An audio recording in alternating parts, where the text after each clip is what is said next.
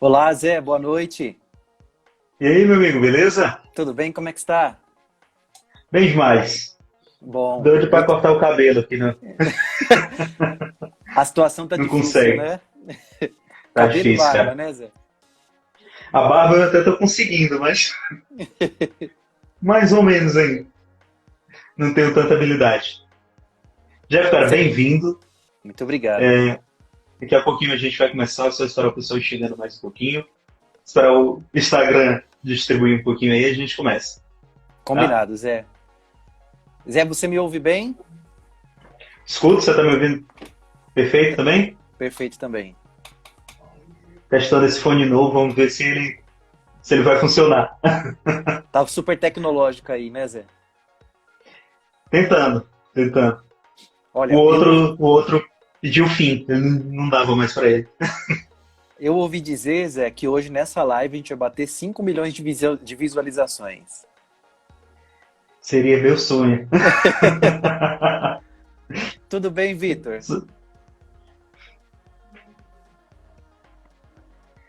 Vitor aqui, grande pessoa, tá sempre acompanhando nossas lives aí. Fabiane. Fabiane, boa noite, bem-vinda. Muito Zé, hoje o bem-vinda aí. assunto vai ficar legal, hein? A gente vai falar de uma coisa que a gente vivencia aí todo dia, né, nos nossos projetos. Sim. Sim, a gente divide muita coisa, né? Então vai ser muito Uhum, legal a gente poder estar falando sobre isso, transformar um pouquinho o cenário, deixar claro muita coisa que é maker, o que é esse tipo de coisa, né? Eu acho uhum, que a gente, quando uma coisa fica muito da moda, a gente começa a escutar tanto, tanto, tanto que às vezes uhum. sai do rumo, né? É verdade. Mas é pra gente, né? Manter o nosso compromisso aqui com o horário, para o pessoal que também que já chegou por aí, queria te apresentar, né, cara? Primeiro eu tenho a felicidade de estar trabalhando aí em vários projetos com você nos últimos 3, 4 anos, basicamente. Então, você é um cara fantástico para falar desse tema. E o Jeff, para que vocês conhecem, o Jeff é formado na área de computação, vem há muitos anos trabalhando na área de EdTech, autor de livros, vários projetos editoriais, e é sócio fundador da Engenhoteca, né, Escola das Invenções, que trabalha muito com o papo que a gente vai fazer hoje, mas eu vou deixar que ele se apresente, né, e aí ele consegue falar dele melhor. Bola Muito com bem. você. Zé, primeiramente agradeço o convite, viu? Acompanho vocês aí da Pixel Boss há muito tempo. Vocês são grandes parceiros nossos em vários projetos. E, bom, para me apresentar, né? Eu sou sócio fundador da Engenhoteca. A Engenhoteca é um projeto que trabalha com cultura maker há mais de 6 anos. E ele foi idealizado a partir de um sonho, né? Eu e alguns sócios nos reunimos, nós tínhamos o desejo de tornar um projeto de educação onde a criança pudesse colocar em prática aqueles conhecimentos da área de ciência, tecnologia, engenharia, arte e matemática. Então, tudo começou dentro de um colégio, há 6 anos atrás, é o Colégio Liceu Jardim, e desde lá, desde então, né, a gente percebeu que esse projeto ele poderia ganhar uma escala e ele poderia se tornar um negócio. Foi então que há 3 anos atrás, a gente começou a se preparar para fazer o crescimento da empresa e para trazer, né, um projeto de escala a nível Brasil. Então, hoje a Engenhotec ela é um sonho para a gente que se torna realidade, né? A gente vem crescendo o número de alunos e isso só se dá justamente porque a gente vem de uma área que é da área de educação, a gente entende que a educação ela é a base de toda essa parte de conhecimento e que nós, como somos apaixonados por essa parte de engenharia, de computação, de design, de prototipagem digital, que é a gente vai discutir um pouquinho aqui também, a gente entende que isso ajuda a potencializar aqueles conhecimentos que as crianças gostam. Então hoje, Zé, a gente tem dentro da Engenhoteca, como empresa, 3 grandes produtos. O projeto Inventa, a gente pode falar um pouquinho dele depois, mas ele é um projeto que vai trabalhar a área de arte dentro da área de educação e na sala de aula. Nós temos o Engenhoteca Maker, que é o grande foco onde a gente vai prototipar projetos e, como você mesmo mencionou, né, invenções. Então, todos os meses as crianças criam as suas invenções e aprendem aí diversas ferramentas tecnológicas. E o terceiro, que é o projeto Hangar, é um projeto que vai trabalhar em duas frentes, que é o coding, que é uma coisa que está muito em voga, né, no mundo inteiro, é uma tendência mundial, onde a criança vai aprender a programar, e o empreendedorismo. Então, ela vai ter essa relação de construir uma startup e aprender a construir sites, sistemas, aplicativos, softwares. Então, a gente mescla essas duas áreas. E aí, na minha carreira, Zé, eu sempre trabalhei nessa parte de produção, né? Tenho 15 anos aí na área de educação, trabalhando sempre nas frentes de produção editorial, produção de livros, gestão de pessoas, gestão de projetos. Então, nos embrenhamos aí, né, Zé, nesse processo. Sem dúvida. E para vocês que não conhecem, vale a dica, olhem o projeto da Engenhoteca. Eles estão, nesse momento, com um projeto de lives incríveis, então sempre, cada dia, convidados diferenciados e com um grande gabarito na área que estão falando. E o mais importante é que esses projetos não só estão ficando agora, né, nas lives mais gravados para vocês, assim como aqui na Pixel, e é muito legal vocês irem lá assistirem e aprofundarem mais um pouquinho na questão educacional, nas dinâmicas do dia a dia. Então vale muito a pena, não só para conhecer o que a Engenhoteca faz dessa era Maker, né? Mas, para falar um pouquinho disso de Maker, Jeff, eu acho que a gente, quando fala de educação hoje em dia, a gente está falando muito de que a escola está inovando muito, que a educação 4.0 está preparada para aquele estudante, mas muitas vezes a empresa, muitas vezes os professores, ou até nós mesmos, enquanto filhos ou pais, não estamos necessariamente ligados a isso. Então, para começar do princípio, o que é Maker? O que é essa ideia de Maker? Olha, Zé, isso é uma coisa muito legal, né? O Maker, por si só, ele é a pessoa, né, a entidade que é capaz de produzir alguma coisa com os elementos que ele tem à disposição. Então, se você for ver, Zé, na essência, todo mundo é Maker. Todo mundo resolve alguma coisa, já resolveu alguma coisa alguma vez com uma gambiarra. E olhando nessa perspectiva... O famoso ajuste técnico. O famoso ajuste técnico. A gambiarra, né, é o ajuste técnico. Então, todo mundo na essência é maker. O que a gente olha quando a gente fala de educação maker ou de cultura maker é se apropriar dos elementos do fazer, ou a gambiarra, né, o que eles chamam também de DIY, que é o do it yourself, o faça você mesmo, e aproveitar esses conceitos do aprender a fazer e relacionar isso com áreas de conhecimento. Então, a educação se apropria desse elemento central, que é o fazer, e transforma isso numa habilidade, numa competência. E aí, quando a gente começa a falar, Zé, de cultura maker, ou de ser maker, a gente vai olhar um pouquinho lá para os estudiosos e filósofos da década de 80, 90. Um deles que é muito famoso e foi um dos precursores aí dessa educação maker, foi o nosso querido Seymour Papert. Não sei se você já ouviu falar dele, né? Ele, claro.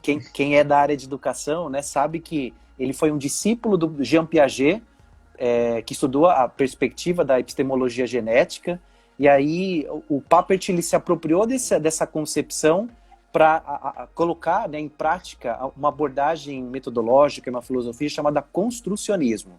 E aí, como é que surge tudo isso? Né? Isso foi lá no MIT, na década de 80, 90. Então, o Papert, Zé, uma vez estava passeando, né, ele era professor de matemática, e ele ficava sempre pensando, puxa, como é que eu posso fazer para que com os meus alunos se engajem melhor? Porque os alunos, quando falavam em matemática, falavam, ai, professor, não, isso é muito chato, né? E, assim, eu, quando era criança também, Zé, confesso que eu não gostava muito de matemática, não. Eu preferia um pouco mais a área de humanas. E aí aquilo não entrava na cabeça dele, né? Como é que uma coisa que ele era apaixonado, que ele adorava, e que as crianças não gostavam? E aí, Zé, uma vez ele estava passeando entre salas, e ele viu um grupo de crianças trabalhando numa área de arte, uma escultura de sabão. Então, elas estavam lá todas entretidas para fazer a escultura de sabão, e aí uma depois compartilhava os experimentos com a outra, e aquilo deixou ele com uma pulguinha atrás da orelha. Foi quando, Zé, ele falou assim, puxa, eu tenho que criar algo que seja realmente significativo para essas crianças e que elas entendam que elas podem aprender matemática ou qualquer área de conhecimento de uma maneira natural e gostosa, né? Foi então que ele criou uma das ferramentas que hoje é a base da maioria das ferramentas que nós encontramos na internet, que é o Logo. Você já brincou de Logo, Zé, lá na época que estava no colegial, no ensino fundamental, você lembra? Eu brinquei de material dourado. Material dourado. Logo não. O Logo não. Para quem não conhece, gente, o Logo, ou para quem já brincou, né? Ele era, Zé, uma tartaruguinha. Então, era uma tela branca e você podia dar comandos para ela. E essa tartaruguinha ficava no meio da tela. Então, você falava assim, ande tantos passos. E a tartaruguinha andava e deixava um rastro. Vire 90 graus. Ela virava. Então, naquela época, ele criou essa estrutura e aquilo fez com que as crianças se engajassem melhor. E aí ele começou a perceber que as crianças aprendiam melhor quando elas conseguiam construir algo que estava além daquilo que elas podiam ver simplesmente no papel e na caneta.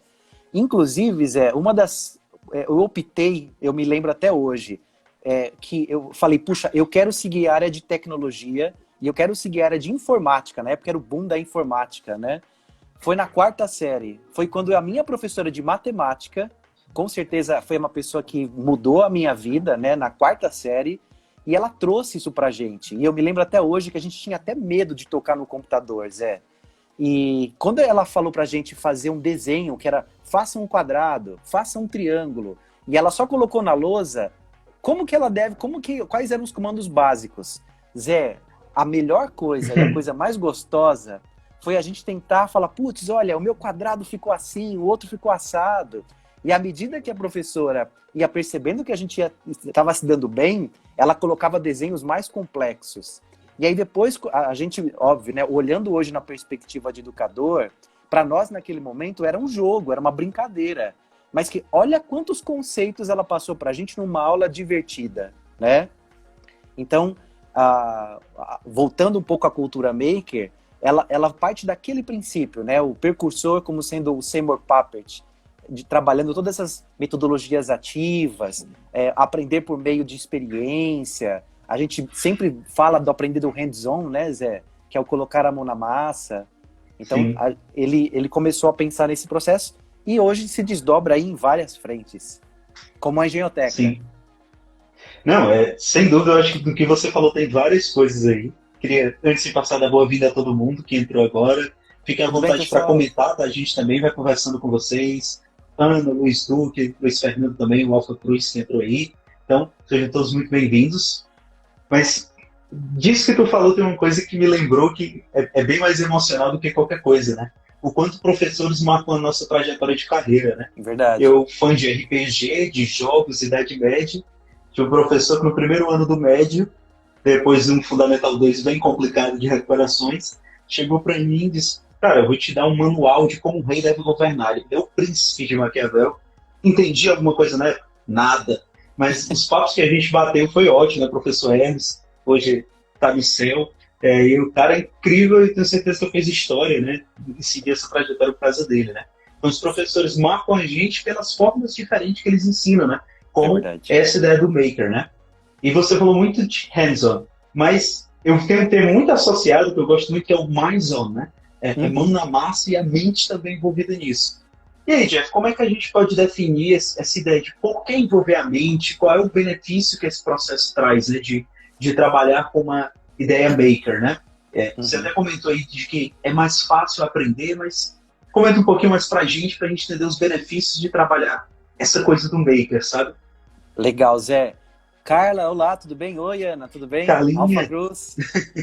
Bom, gente, Zé, quando a gente fala dos benefícios, é claro que são inúmeros, porque do ponto de vista da neurociência, quando você está engajado em alguma coisa externa e colocando a mão na massa, sendo prototipando algum projeto ou resolvendo algum problema, você ativa logo de cara todos os sentidos e, consequentemente, as duas áreas as duas regiões, né, os dois hemisférios do seu cérebro. Então, o benefício para a criança, ou enfim, para qualquer um de nós, seja criança, adolescente ou pessoa de mais idade, adultos, enfim, é a capacidade de a gente, primeiro, trabalhar todos os sentidos, pensar em resolver problemas, e aí a gente entra um pouquinho, Zé, no que a gente sempre fala do Fórum Econômico Mundial, né? O próprio Fórum Econômico Mundial, ele cita que algumas competências e habilidades são essenciais hoje, e se a gente tivesse a oportunidade de colocar isso dentro da escola, ou colocar isso no nosso cotidiano, puxa, que legal. E aí o que ele diz? Que a primeira coisa que era importante de se trabalhar, e a cultura maker trabalha isso de uma forma exemplar, é a capacidade de resolver problemas. Segundo, pensamento crítico. E terceiro, o uso da criatividade. Zé, se você tiver, por exemplo, a gente está falando aqui tanto da Pixel Boss quanto da Engenhoteca. No mercado de trabalho, um colaborador, uma pessoa que reúna essas 3 competências e consiga colocar isso em prática, puxa, vale muito mais do que N coisas, né? Então, para você trabalhar isso dentro da sala de aula como benefício, a gente pode citar diversas questões. Então, por exemplo, um dos projetos que a gente trabalhou na Engenhoteca foi para que as crianças pudessem trabalhar como cinema funciona. E olha que legal, Zé, a gente começou a falar para elas lá do passado, como foi o primeiro filme, e para elas, né, fala, nossa, faz muito tempo, aquela tela preto e branco. E aí a gente começava a contar para as crianças que naquela época, para fazer a filmagem, eles tiravam fotos e essas fotos eram estáticas. Só que quando você movimentava essas fotos, quando você girava ele num zootrópio, por exemplo, ele percebia o movimento. Porque aí o nosso olho não dá conta de acompanhar isso e ele enxerga o movimento. Então, a gente começa a instigar a criança de como as coisas funcionam. Na etapa 2, já que ela entendeu a relação de conteúdo, a gente quer que ela aplique isso na prática. E aí, na Engenhoteca, por exemplo, ela monta o seu próprio zootrópio e ela entende o funcionamento dele, desse mecanismo, e em seguida ela constrói o seu próprio filme. Então, olha que legal, Zé, numa atividade ela vai solucionar problemas, construindo ou entendendo como o mundo funciona. Ela vai ter pensamento crítico para fazer com que o projeto dela seja o mais eficiente possível. Porque ela vai ter que utilizar recursos, ela vai ter que recortar alguma coisa, ela vai ter que ver o que ela tem à disposição. E terceiro, usar a criatividade, porque o filme dela, o filme que ela pode construir, vai ser um filme único. Então ela vai ter aquela questão de mostrar para o colega, de olha como ficou meu filme, olha a minha história. Então envolve aí até a questão de storytelling, uma coisa que você domina muito bem, né, Zé? Então, olha que bacana a gente trabalhando todos esses benefícios dentro da sala de aula. E por uma atividade simples, por meio de um jogo, por meio de um projeto. Então é isso que a gente traz ou pensa como benefício. Eu gosto muito de um benefício aí, adicionando mais um, que está envolvido no que você falou, a ideia da descoberta, né? Eu acho que quando você trabalha com uma coisa maker, a descoberta ela é mútua. Ela é não só para aquele que está praticando, mas para aquele que está ali mediando, preparando a situação. Foi falando, eu fui me lembrando de N coisas ligadas a isso. Então, quem viu rotoscopia, viu lá como era feito Branca de Neve, que mudou, né, o cenário dos filmes de animação. Então, você começa a entender outras coisas, né? Lembro muito da faculdade, quando o professor mostrava as primeiras fotografias que eram ensaiadas. As pessoas estavam 20, 30 minutos paradas na pose para gerar uma fotografia, dar aquela ideia de movimento e etc. Então, isso é muito interessante que você aprende outras coisas de maneira significativa, né? E eu acho que você falou isso no começo, né? Aprender coisas que fazem sentido, né? E aí, Jeff, eu queria puxar para mais uma pergunta nesse sentido, que se eu estou aprendendo coisas que fazem sentido, né? Edgar Dale fala que quando você está fazendo, você retém 75% do conhecimento daquilo que está envolvido. Mas e o lado mais emocional, né? E aí também puxando um pouco para a empresa, né? Você falou um pouco disso. Hoje a gente sabe que as pessoas ficam muito mais tempo na empresa pela capacidade de se relacionar com as pessoas do que necessariamente pela capacidade técnica. Às vezes pessoas muito técnicas não conseguem permanecer isso. Então como é que essa ideia de cultura maker, esse movimento de hands-on, minds-on, consegue contribuir para a inteligência emocional, para um dia a dia corporativo e para a sala de aula também, obviamente, né? Olha, Zé, tem até uma pesquisa que estava na revista Você S.A., que ela dizia que 87% das demissões, elas não são causadas por falta de habilidade técnica, como você mencionou, mas sim por falta de competências de relacionamento interpessoal, postura, relacionamento interpessoal, falta de comunicação. Então, se você for olhar por isso, não adianta nada você ser um super especialista, ser um doutor na área, se você não sabe trocar uma ideia, se você não sabe se comunicar com o seu colega de trabalho, se você não consegue compartilhar informações. Então, assim, hoje, mais do que ser um super especialista, o mercado de trabalho, ele busca pessoas que estejam ancoradas aí um dos pilares da Unesco, né, o aprender a ser. E aí a camada afetiva, que envolve as inteligências emocionais envolvidas nesse projeto, ela tem que ser assim, mediada pelo professor a todo momento. Então, seja ele por meio do exemplo, seja por meio da construção de um projeto onde ele vai ter que compartilhar e as outras crianças vão ter que parar esse momento para ver o colega, o que ele pensou. O erro e o acerto, a frustração vão fazer parte, com certeza, de todo esse projeto de rotina, porque eu fico pensando, sabe, Zé, hoje a gente tem muitos colegas de trabalho e vamos imaginar que a gente está trabalhando juntos num projeto, Zé, e você não tem muito bem essa inteligência emocional aí equilibrada.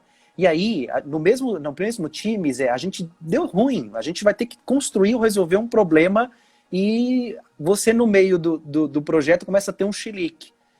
Puxa, acabou, né? Assim, você não vai dar continuidade no projeto. E os outros colegas que estão trabalhando com você vão ver você com maus olhos. Então, assim, o papel da frustração, quando ele começa a trabalhar lá no ensino fundamental, na educação infantil ou no ensino médio, é muito importante que ele se frustre nessa idade, que ele aprenda a errar dentro da escola, porque se frustrar com 10, 11 anos, o tombo é menor. O problema é quando ele começa a se frustrar com 30, com 40. Aí o tombo é muito maior, né?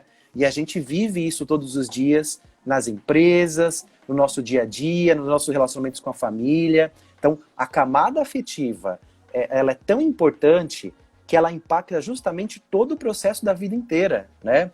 Tem alguns estudos da neurociência também, Zé, que dizem que essa camada ética, essa camada moral, ela vai começar a ser finalizada, ou pelo menos ela vai sendo concretizada, né, ela amadurece, melhor dizendo, ali próximo dos 30 anos. Então, a gente tem ainda uma grande chance até os 30 e poucos anos de começar a melhorar esse processo de amadurecimento. Não que depois ele não possa, tá? Tem pesquisas, por exemplo, de Forstein, que ele fala do papel, né, do processo da mediação, da intencionalidade, e que nas pesquisas dele, até as pessoas com mais idade, elas conseguem, claro, aprender, mas em um outro ritmo. Então, olha como que é importante esse papel de você colocar a mão na massa, de trabalhar esses aspectos de inteligência emocional, de trabalhar as camadas afetivas lá no ensino fundamental e em diante, né? Então isso é fundamental mesmo. Sim. Mas você falou uma coisa que para mim é muito chave, né? A questão do erro, né? Eu acho que tanto sala de aula quanto empresa, né? A gente tem muito costume de ver o erro e o nosso primeiro desejo é chegar lá e corrigir, né? Eu acho que isso causa muito mais complicações, não só para aquela pessoa que é estável emocionalmente, quanto a que não é, né? A gente leva muito um erro contra um problema e não um erro como uma transformação de aprendizagem. Eu acho que isso o Maker traz muito forte, né? Às vezes e a toda hora, né, Zé? Toda hora. Isso. Às vezes o professor está ali, ele está vendo, por exemplo, o aluno construindo alguma coisa, ele sabe que aquilo vai dar errado e ele quer que aquilo aconteça. A maior qualidade dele é ficar em silêncio, porque quando acontecer o erro, ali é que vai entrar a criatividade dele chegar no resultado final resolvendo uma dinâmica. E eu acho que isso que entra muito numa dinâmica de mercado de trabalho. Às vezes a gente apresenta projetos do mesmo jeito, a gente entrega projetos do mesmo jeito, a gente arrisca menos com medo do erro. Quando a gente torna o erro um caminho de aprendizagem, é muito mais útil, né? E aí eu acho que você tem uma bagagem para falar um pouquinho de cultura maker dentro de empresa muito grande, né? Você tem certificações Lego, trabalha com a área de Silver's Play há um bom tempo, eu tive oportunidade de ter oficinas com você. E nesse cenário, o que é uma empresa quando está pensando de dinâmica maker?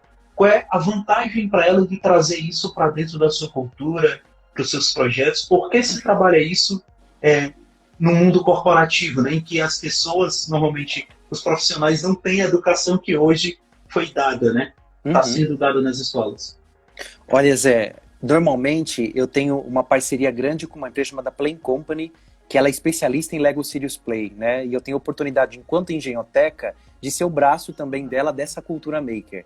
Em linhas gerais, o que as empresas buscam, Zé, em especial com grandes executivos ou com a sua equipe de gestores, olha que incrível, é como melhorar a comunicação dos meus colaboradores e como trabalhar uma gestão efetiva. Então, por exemplo, Zé, a gente vê empresas onde o seu chefe chega e fala assim, olha, eu preciso de um projeto X, eu preciso que você trabalhe ele numa análise SWOT, eu preciso de um business plan, ou seja, coisas que nós estamos acostumados, né? Só que muitas vezes a gente entra no automático para produzir essas coisas. E a gente acaba não refletindo ou não tendo uma visão holística sobre todos os pontos que interferem dentro da empresa. Então, uma coisa que você faz no seu departamento, isso a gente vivencia todos os dias, né, Zé?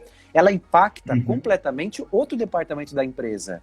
E aí, obviamente, esses gestores, isso não é uma regra, tá? Mas acontece com muita frequência, não se comunicam ou fazem coisas em paralelo e acabam não trocando informações, enfim, pela rotina, enfim, N questões.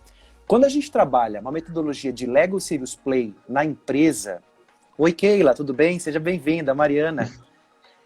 Quando a gente trabalha uma metodologia de Lego Serious Play na empresa, Zé, a gente muda o conceito de colocar a mão na massa e refletir. Então, por exemplo, eu já vivenciei experiências de uma empresa construindo o seu business plan, o seu modelo de negócio, e as pessoas no final do dia, em um dia, Zé, com todo o time de gestão, olhando para aquilo e sabendo definir ponto a ponto quais são as estratégias da empresa. Com dados, com resultados, dizendo o que impacta, o que não impacta a área do outro, como eles vão fazer para resolver o problema, coisas que você não vê quando a empresa constrói seu business plan ou seu modelo de negócio de uma maneira tradicional. Aquele monte de PowerPoint com aqueles dados que, meu Deus, como cansa, Zé, tá na hora de as empresas mudarem, né? Tá na hora de a gente fazer as coisas de uma maneira diferente. O mundo mudou, né? A gente vive agora no mundo VUCA, que é volátil, que é incerto. Então, assim, o que a gente tem que fazer dentro da empresa para ser inovador? A gente não pode repetir os mesmos passos do que aconteceu no passado. Infelizmente, a gente é moldado pelas nossas faculdades ou pelo modelo que a gente encontra no mercado da mesma forma. Então, o Lego Serious Play, ou as metodologias ativas, ou mesmo qualquer trabalho de educação de cultura maker dentro da empresa, ele deve ser muito bem-vindo, porque ele faz com que as pessoas reflitam de uma outra forma. E reflitam, como diria o Papert, com os dedos. É pensar com os dedos. Respondido Sim. Aí, Zé? Demais! eu acho que essa questão, cara, é central, assim, da pessoa conseguir entender dinâmicas diferentes, porque ela aprendeu de uma maneira diferente. Eu vou falar porque a gente falou no começo. A pessoa aprende melhor. E sem dúvida isso dentro das formações que a gente vai dando na Pixel, que eu já dei enquanto pessoa física, né, pelo país, você observa que comunicação é a chave. E quando você começa a trabalhar com dinâmicas makers, você não só aprende uma coisa muito importante, que é a dar instruções, né? Você saber fazer isso de uma maneira correta para que as pessoas se desenvolvam, mas que seja clara, que seja funcional. Então isso é muito importante. E resolver dinâmicas de comunicação é o grande problema que a gente vê muito hoje dentro desse cenário de empresa, né? Que é justamente de não ter a visão sistêmica, como você falou. E agora, nesse momento, talvez isso esteja retornando, né? Ou não, porque tem empresas que estão conseguindo fazer isso de uma maneira muito incrível nesse momento de pandemia, né? E aí o que eu queria te perguntar nesse cenário de distanciamento social, não só para professores, e eu vi muito o trabalho da Engenhoteca entregando diversas atividades makers, né, para os seus alunos, fazendo diversas postagens, então quem não segue vale a pena seguir a Engenhoteca. Como é que a gente pode trazer essa mentalidade, essa cultura maker, mesmo tendo um distanciamento social envolvido, né? Ou uma dinâmica remota não necessariamente obrigatória, né? Uhum. Olha, Zé, a gente tem na Engenhoteca trabalhado com momentos síncronos e assíncronos. Então, o que isso significa?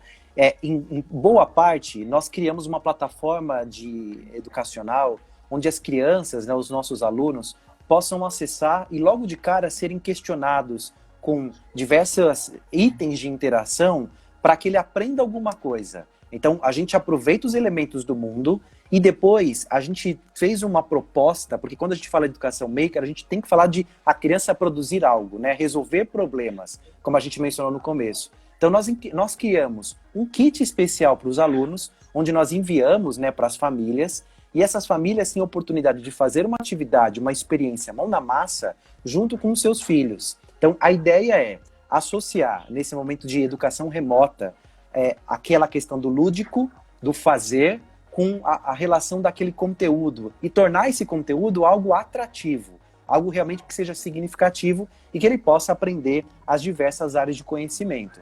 Para a criança, novamente, né, Zé, vai ser uma brincadeira, ela vai construir um robozinho, ela vai construir um projeto, mas para nós existe uma intencionalidade pedagógica por trás que vai fazer com que a criança aprenda muito mais, né? Ela realmente vai envolver todos os sentidos. Então, trabalhar com uma educação remota, Zé, em especial, quando a gente trabalha a Engenhoteca, né, como empresa de educação de cultura maker, é um processo um pouco mais complexo, porque às vezes a gente pode se deparar, a gente fez isso inclusive no começo da pandemia, a gente construiu um portal, que é o Inventa em Casa, onde a criança ela acessava e tinha acesso a experiências também que ela poderia construir. Só que a gente encontrou algumas limitações, porque nem sempre a criança tinha em casa, ou a família tinha em casa, os recursos que a gente fazia como propósito, né, ou sugeria dentro do nosso canal. Então a gente começou a pensar em como é que a gente resolvia esse problema. Foi então quando a gente pensou também nesse kit, e aí agora a gente vai para uma nova etapa dentro da Engenhoteca de trabalhar justamente esses kits de forma remota.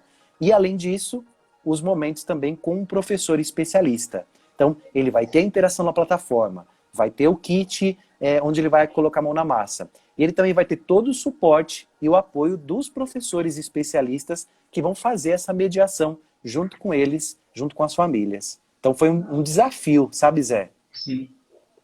E falaram agora exatamente isso, né? De que não conheço aprendizagem diferente do que essa forma, né? Que você está falando, com construção do conhecimento, que ele vem dessa vivência e da experimentação, né? E eu acho que a gente pode fazer isso em tudo. Então, uma coisa que você faz muito bem, a gente teve a oportunidade de fazer juntos, são desafios abstratos que têm um propósito de desenvolver alguma habilidade. E ele pode funcionar na aula, na empresa, seja como for. Então, muitas pessoas não estão acostumadas a parar o seu dia para fazer alguma coisa, para ter aquela sensação de construir algo, sem necessariamente estar preso naquele objetivo de eu vou entregar uma planilha, ou eu vou responder essa atividade. E se você dá um problema para que essa pessoa desenvolva, para que ela tenha um senso de escolha, eu escolhi tomar essa decisão, eu fiz esse caminho, eu desenvolvi isso dessa forma, você pode fluir muito bem. E se você olhar para a sua casa, olhar para mim, todo mundo aí olhar para a sua, você tem 1000 coisas makers para você fazer. Você tem aquela garrafa que você não está mais usando, você tem aquela tesoura, você tem um canudo, você tem aquele pincel piloto que você roubou do seu professor em 1997, que ainda está lá. Então tem coisas que você tem ao seu redor que você consegue fazer muitas coisas. E eu acho que a gente conseguir olhar para o nosso redor e conseguir transformar isso é incrível. Então, uma ideia que eu gosto muito é você está com seu filho, você está em casa, você está tendo que fazer reunião, monte com ele a reunião importante do papai, a reunião importante da mamãe, faça o quadro, faça a imagem, construa, desenhe junto, bote para ele qual elemento representa atenção, qual animal ele desenha, ele constrói isso. Isso é fazer uma mão na massa em conjunto com o seu aluno, com o seu filho, é fazer com que a coisa seja criada pela sua ação, né? E aí, Jeff, nesse processo, para a gente seguir para o nosso encerramento do papo, queria te perguntar, você acha que as escolas, não só escolas enquanto empresas, mas empresas de uma maneira geral, elas vão estar mais abertas para metodologias ativas, para cultura maker? Depois desse momento de Covid, eu vi uma frase muito legal de que o futuro veio até nós, né, com essa dinâmica, né, com esse elemento que aconteceu, que não deve ser celebrado de forma alguma, mas trouxe as suas características, né? Então, o que você acha disso? Você acha que a gente vai ter um espaço diferente, vai ter um pensamento diferente sobre isso? Olha, Zé, essa é uma pergunta bem complexa, porque, é claro, isso depende de cultura, né? Depende do seu foco de empresa, depende de como que você enxerga de fato, como eu te mencionei, né, há pouco, quando a gente falou de Lego Serious Play. Agora as empresas começaram a descobrir isso, e começaram a descobrir que elas podem fazer diferente. E, normalmente, quem entra em contato com a Engenhoteca ou com a Play Company para buscar essas alternativas são empresas assim com muitos anos, empresas assim já renomadas no mercado, empresas grandes. Aquelas empresas que ainda estão começando, ou enfim, são de médio, médio porte, elas ainda talvez não saibam, ou não tenham sentido a necessidade disso. Porque quando você começa uma empresa pequena, você naturalmente é maker, porque você tem que resolver com pouco recurso, você tem que criar soluções criativas. E aí, quando você vai expandindo esse universo e vai ficando cada vez mais grande, né, como grandes corporações, isso você diminui aí, por exemplo, você se torna um super especialista. Você é pago para cuidar, por exemplo, só de redes sociais. E ponto. Você não consegue enxergar, ter uma visão holística. Então, essas grandes empresas com esse histórico de grandes corporações, elas começaram a perceber que elas precisam mudar, que elas precisam se reinventar, porque senão as pequenas empresas vão começar a tomar o mercado, né? Vão começar a crescer e vão trazer uma cultura de inovação muito mais ágil, né? Então, é muito mais fácil você virar um barquinho pequeno do que virar um Titanic.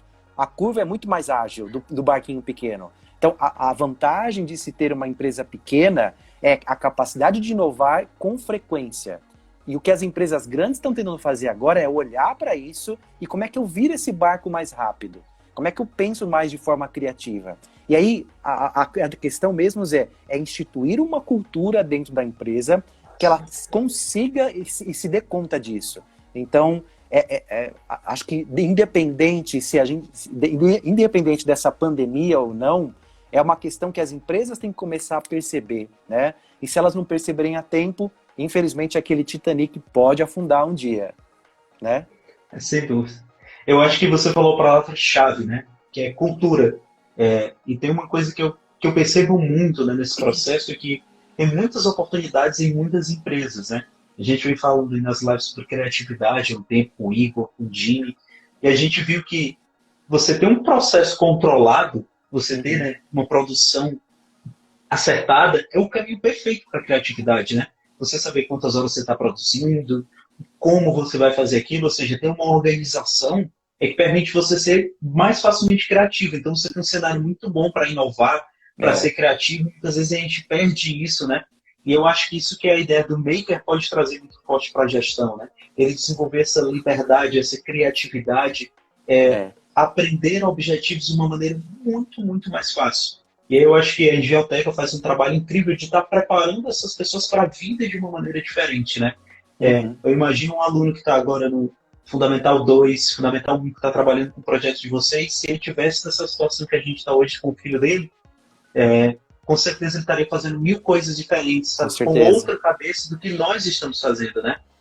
Mesmo trabalhando com isso. Então, eu acho que esse processo de transformar a educação por meio de culturas novas é um trabalho fantástico. Então, dou meus parabéns aí para ti. E seguindo essa filosofia, né, de empreender, de inovar, segunda-feira a gente inicia a nossa segunda temporada de lives. O Jeff está fazendo o encerramento da nossa primeira. E a gente vai ter um convidado muito especial, que é o Anderson Moraes, que é CEO da Agenda Edu, que hoje é a maior agenda de educação online do país. O Anderson foi, seguindo essa área de EdTech, né, foi considerado um dos 100 mais influentes da área de EdTech do mundo em 2019. Então, é um cara que vai trazer uma bagagem muito legal para a gente conversar. Mandaram uma mensagem aqui, eu vou subir aqui para ler. Por isso, tantos gestores escolares sofreram falta de visão e inovação. Não só gestores escolares, né, quase que saiu, mas gestores como um todo, né? Eu acho que a gente ficar amarrado em uma certa coisa, né, acaba impedindo o nosso progresso, né? Então, Jeff, queria que você deixasse o contato seu, da Engenhoteca, sua mensagem final. Fique livre, o palco é seu. Opa, Zé, mais uma vez, muito obrigado, viu? Muito sucesso para vocês da Pixel Boss. É uma empresa que eu acredito, você é um cara extremamente competente, então com certeza vai muito longe. Os contatos, pessoal, a Engenhoteca é @Engenhoteca, né, em todas as redes sociais, Instagram, LinkedIn, YouTube, Facebook. Assim como o José Lucas, a gente também faz lives todas as quintas-feiras, por volta às 19 horas. Então acompanhe a gente, siga a gente nos canais e muito obrigado mais uma vez, José. O papo foi muito bom, como sempre. Valeu, Jeff. Gente, muito obrigado. Fiquem aqui com a gente na segunda-feira, que a gente está retornando para conversar. Obrigado a todo mundo. Obrigado, Jeff. É sempre uma honra conversar com você. É alguém que eu aprendo diariamente. E para mim é uma honra estar batendo esse papo. Espero que a gente veja muito mais. E sigam, tá? Sigam a Engenhoteca, é um projeto fantástico. O projeto Hangar também é fantástico de empreendedorismo. Super atualizado com a questão do mundo de youtubers que nós temos hoje. E que muitos de nós estamos tendo que nos tornar youtubers, vloggers, bloggers, em todos os earths da vida. E isso sendo feito é fantástico. Então, acompanhe lá. Pessoal, valeu, boa noite para todo mundo, boa semana. Um abraço, pessoal. Tchau, tchau.